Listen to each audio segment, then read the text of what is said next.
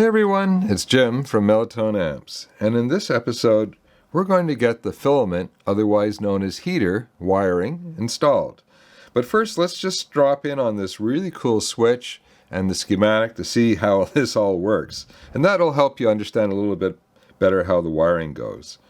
So we've got our DC jack here, we've got our blue junction here, and we've got a late stage 1000 microfarad 50 volt filter cap. That just makes sure that the DC is going to be very, very, very low noise. Because what it does is it'll filter out anything that's not DC. So even though essentially it's an AC filter, any noise that's not DC is deemed to be AC. Even though if you looked at it on a scope, you'd say that does not look anything like an AC sine wave, and it won't, but it's not DC. Therefore, it's in the AC. So this works great. We've used it on quite a few kits. So how does this all work? So when we click this special switch into the middle position, so this is the top of the amp, so we're now centered. We turn on the two front tubes, V1 and 2, the preamp tubes, and we turn on the two back tubes, V4 and 5. Those are the cathode follower tubes. But we don't turn on V3, which is the phase splitter tube that's in the middle of the tube configuration. And so that's standard XLR operation. And in fact, if we want to listen to XLR input, we do not want to, let me repeat that, we don't want to lamp V3, because even though you'll hear some sound and it'll sound pretty good, you'll actually start to distort one of the phases. So it's very important, if you're using balanced inputs, that you don't lamp V3. Now, what if we were playing records and we were bringing in a signal on the RCA jacks? Now we're going to need the phase splitter, yes? And to do that, we just click this up. So this is how this switch is going to sit in your preamp. This is the top, that's the bottom. So that's off. Middle position is XLR, balanced inputs. And top position is RCA inputs. Now, the really cool thing about this switch is that when we go into the top position, we turn on V3, but we also keep the power going to all the other tubes. So all 5 tubes remain lamped. And of course, if we were done listening to our record and we wanted to listen to something digital on the XLR inputs, all we have to do is hit the switch to the middle position and we won't see any more distortion. It takes a few minutes for the tube to cool off, but you can start playing music right away, unless you're really critically listening, in which case give it about a minute and a half, 2 minutes for V3 to cool off, and then you'll be back into XLR input operation. Okay, so let's just go see how that all looks in real wiring. Okay, so while I've got my soldering iron warming up, go ahead and grab your yellow shrink. We're going to use a lot of that. So one thing to keep in mind is this is the top of the board, and we only have a small space, roughly 10 millimeters between the socket or the bottom of the top plate and the top of the main PCB. So we're actually going to protect our filament run with heat shrink. And so grab your big roll of 20 AWG. It's a yellow-green striped wire that we like to use. And I'm going to show you how these are going to run. So these are where most of our connections are going to go, and you're going to have to really pay attention to this, because there are 2 separate runs of wire that we have to do in order to get that top position V3 switch to work independently. So we don't want to miswire this thing. So we've got preheater here, and let me just see if I can get you focused just a little bit better. Just a tiny little bit. Could be my old man glasses. Let's see. So we're going to come in off the preamp heater. We're going to come over here to here, and then we're going to jump from here over to here. And that's going to take care of V1 and V2. And then we're going to run a wire from the CF heater, cathode follower heater, and we're going to run it to here, and then we're going to run it over to here. And that'll take care of V4 and V5. And then we're going to run an independent wire from here, snake it around, and it's going to connect up directly to the switch and to the ground. And that'll give us that independence that we need for just engaging V3 when we need it. Okay, so what I'm going to do is I'm going to put the wire in place, mostly, and I'll show you it step by step, frame by frame, so that you'll know what to do. Okay, I'll see you back in a minute. And we've got quite a bit of wire stripping coming up, and I wanted to show you a stripper that you may not have seen in previous build episodes. This is made in Germany, and it comes in various sizes. This is the number 5, and it's got a depth adjustment here that's really easy. Just, move it along to where you want it. Now I got to get back where it was. And I'll show you how quick this thing works. It's not perfect, but it's bloody close. And when you do a lot of stripping like we do, it's not terribly expensive either. I found this one on Amazon. That's it. Now sometimes if the wire is a little large, the jacket, or a little sticky, it'll get stuck up in here, so you just need to take a toothpick and just knock it out. That's the only thing I find that's a pain with this thing. But other than that, it really does a great job. It doesn't nick the wires, and it's fast, and it's not expensive. Okay, let's get to it. Okay, so I'm working at basically the end of the cathode follower, and I'll show you a little bit about how I like to size wires in place. And then you'll have a good idea as to what to do yourself.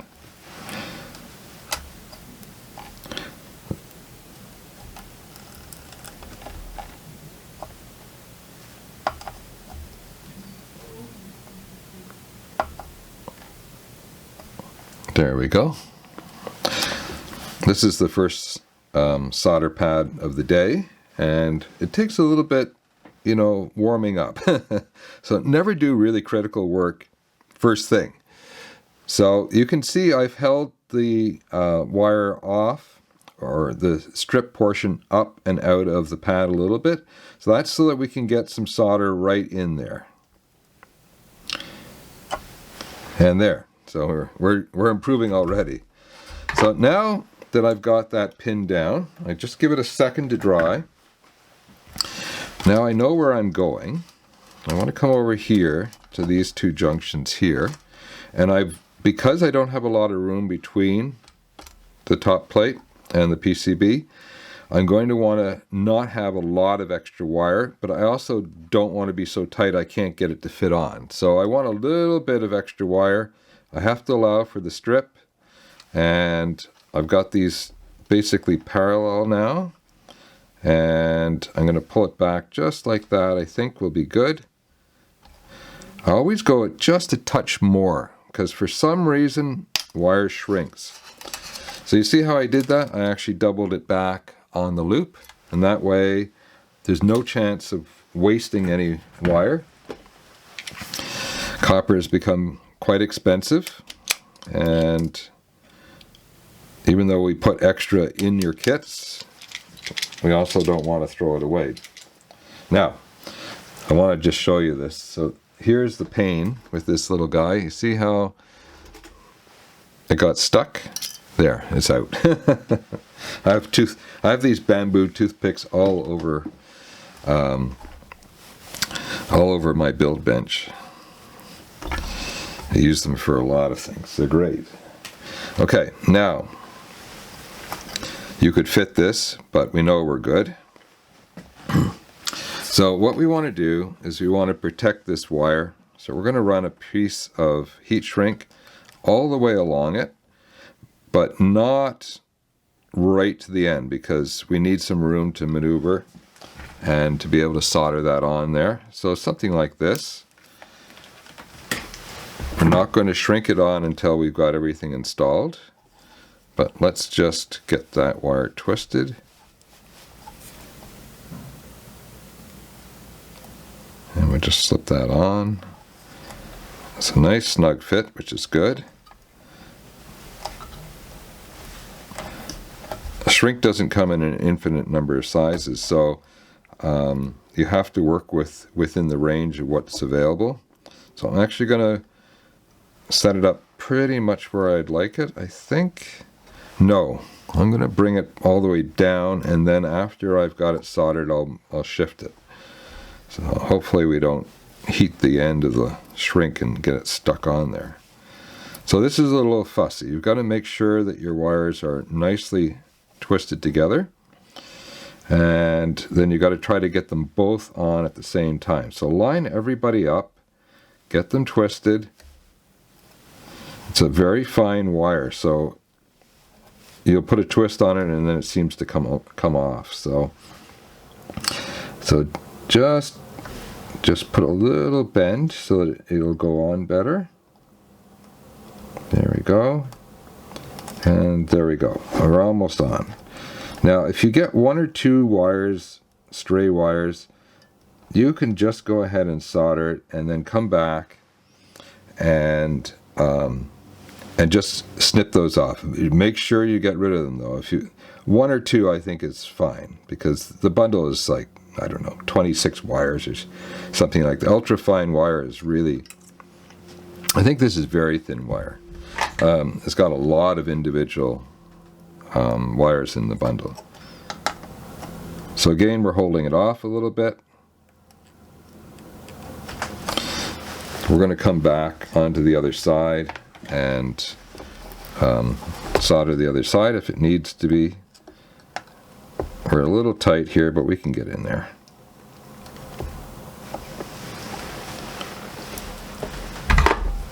And there we go. And now we're just going to center the shrink.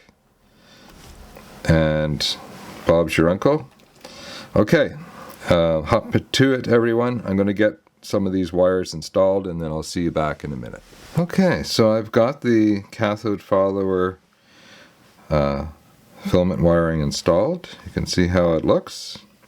Don't fuss too much about, I've got the shrink actually quite tight here. You could have held it back a little bit more. It would have made it easier to get these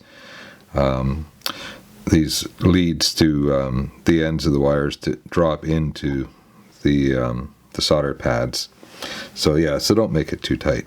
Okay, so let's go and get all the preamp heater wiring, but it's done exactly the same. We're going to hop and we're going to hop. So I'll be back when I've got that installed. Okay, how did everybody do? So you can see how the V1 and V2, the preamp heaters are run. We just run them along here, along here. Now I've kept the polarity, but it's not absolutely necessary. It will not make any difference. The only reason why the polarity is marked is to give you a hand if you're troubleshooting the circuit. And just make it a little easier to see if the ground's connected or if the DC hot leg is connected. So, and the same over here in the back at V4 and V5 for the cathode follower heaters. We just come along here and over here. So that's all easy. So I'm just going to wire this up and then I'll show you what I've done and we'll be all done. Okay, so I've got the negative connected up, and I'm going to show you, because we have a hard bend to make and we can't really do it as a sweep, I'm actually going to put a little kink in the wire so I know where the turn's going to be. We'll put the shrink to here, and then we'll break it and we'll put the shrink to here. Now, at the back, the negative is going to go through like this, and over and under and up, and it's going to come in on the other side through that ground connection right here. So I've got my finger where that's going to be, and like usual I'm just going to add a small little tiny bit and cut that, and then I've got one more wire to install, and we're going to run that wild about this long because we've got to connect that up to our off on filament switch. Okay, hop to it everyone. Okay, don't forget to come around to the back side of the board and just finish soldering, cleaning up where the wires go through. One tip is you've got the ground wire for V3 coming through, and it's on this heavy ground plane trace back here that soaks up the heat. So I would leave this till last and then bring your iron up to maximum temperature and just get in there, heat up the pad, and Bob's your uncle. Okay, I'll be right back after I get this cleaned up.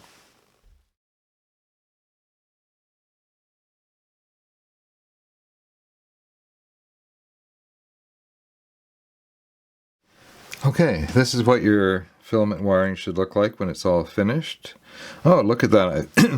Don't forget to snip off any excess wire on the back side of the board or on this side. And I've got one little zip tie just tucked in here just to keep this in place. Now, you're going to have a whole bunch of wire left. Don't bother cutting it back until we get ready to assemble the PCB into the chassis and we can figure out the wire length over to the off-on filament switch. Okay, well, I think that was fun. So let's see what's next.